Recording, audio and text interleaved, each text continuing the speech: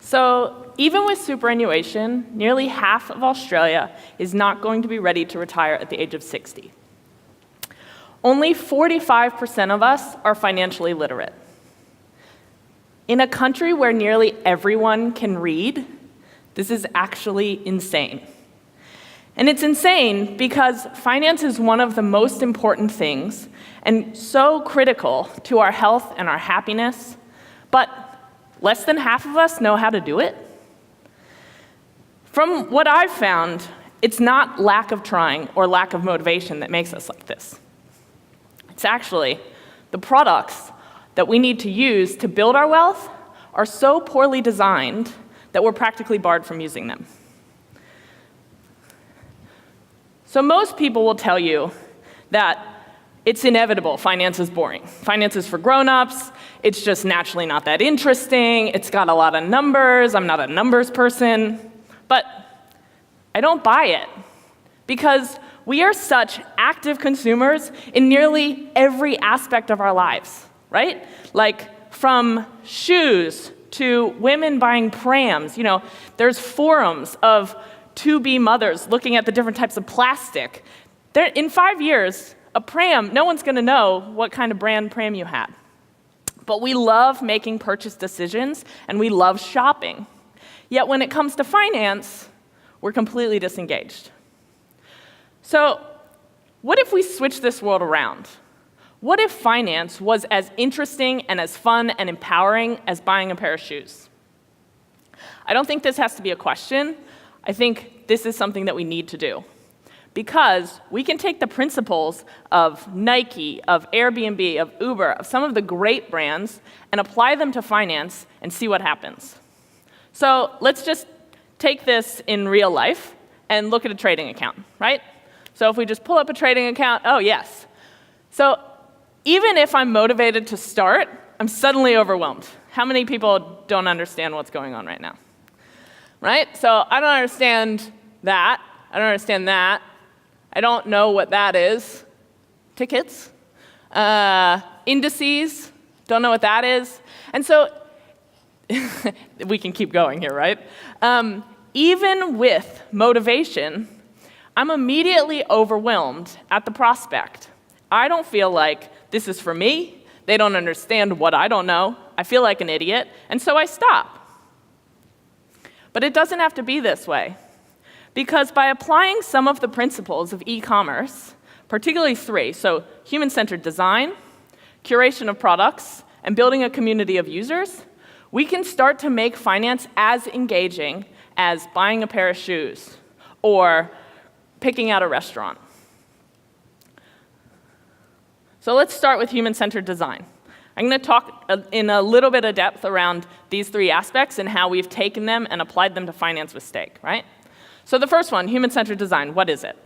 Human-centered design is essentially the process of designing a product with the user's needs as number 1. So you ask yourself, okay, what is the core job that our user is trying to do? And everything else falls by the wayside. We need to make sure they can do that job first, and that it's clear and simple for them to be able to do it, right? For e-commerce, that starts to look like shopping. So you take a platform, say Nike, right? You go onto Nike's website, you're looking for a pair of shoes. The first thing they do is they start to ask you, what kind of shoes? Because we understand that men, women, kids, they're all different, they all have different needs. Which one do you want? So automatically, I'm being reflected in the experience, and I feel like I'm under control. So I might pick men, right, let's say. Finance doesn't do this. If we go back to that trading platform, there was nothing in that experience that said, what are you trying to do here? How can I help you? What do you know? What do you not know? And when we start to apply e-commerce principles to trading or to investing, it also can look like a shopping experience. So at stake, what we've done is we've started to set up a shop for shares. So instead of the graph, or all of the lists like a spreadsheet, we've started to take some principles, say from Nike, to build out a perusing experience. We understand that you have a job to do.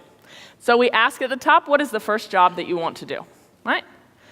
And then also just in the layout, we start to give some more blank space to each option. What this has done is it has meant that our user base feel in control even if it's their first time investing, because we've all been shopping before, right? So leading on from this, one aspect of human-centered design for e-commerce is curation of products. So think about, for a second, the amount of options that, say, The Iconic has on their platform. It would be thousands, right? Let's imagine if The Iconic designed their experience by just a long list of their entire inventory when you hit their homepage. And not like in beautiful boxes, but just as a spreadsheet. You would be so overwhelmed, even though you love your shoes or you love to buy a dress, right? Curation of products is key when you have, one, thousands of options, but two, people are looking for specific things. And so what curation does is it prioritizes certain products based on what I understand about you, right? So one of the ways that e-commerce has started to do this lately that I'm really interested in is by identifying users within their communities that have a social following. So take ASOS, right? What they do is they have style mavericks. Because they have so many options, they know they need to help people make a decision. So how they pull out certain options is by identifying influencers and having them report on what you're wearing, right? I have 40 jeans that I could buy, but I see that this woman who looks like me is buying that pair, I'm gonna buy that pair.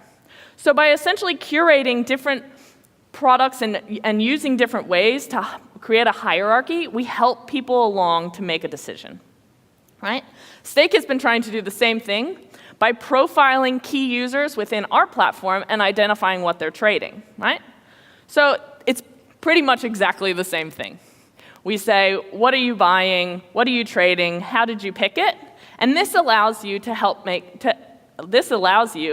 make a decision by leaning on others. And that helps me roll into my last point, which is around community building. So the best brands help build communities of their users because they understand this actually isn't just about products. Most of us, through consumption, are trying to learn something or build a skill, right?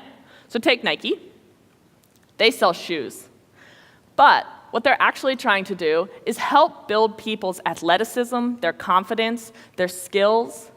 And so they connect to their users on that aspect, as well as buying or selling you shoes. Creating a community is so important for finance, but traditionally, finance either forgets it or wholeheartedly rejects the idea of connecting users, right? That makes you feel isolated, it makes you feel alone. When you're coming from a point of no knowledge, if you don't know anyone who's done it before, it's practically impossible to teach yourself. And so what community can do is start to use modeling behavior. So take Steak, right? By connecting users, I might not be a very good trader, but I can connect with another user who's been doing it for a very long time and ask them questions, start to understand, build my skills. We're social beings, right? And so one of the things for community that we've started to do is host things like WhatsApp groups, where users can connect on one stock, right? Say I'm trading Tesla. Or hosting user happy hours. So if I'm pretty new to this and I want to meet the people I'm trading with, then I can come along to a happy hour. And then also, the last thing is playing back what everyone's trading each week.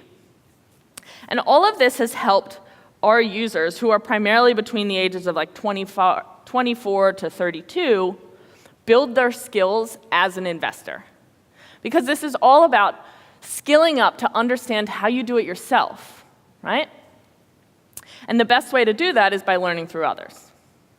So those are just a few ways that we've started to take the principles of e-commerce and apply them to finance so that we can get rid of this apathy and this notion that finance is inherently boring, when the truth is all of us want to take control of our money. We just don't know how, and when we try, we get spreadsheets like the one I showed you earlier.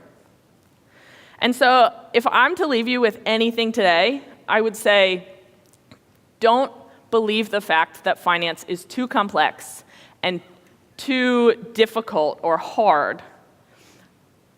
Right now we have a design problem in finance, and there is nothing that is too complicated to solve through communications and design.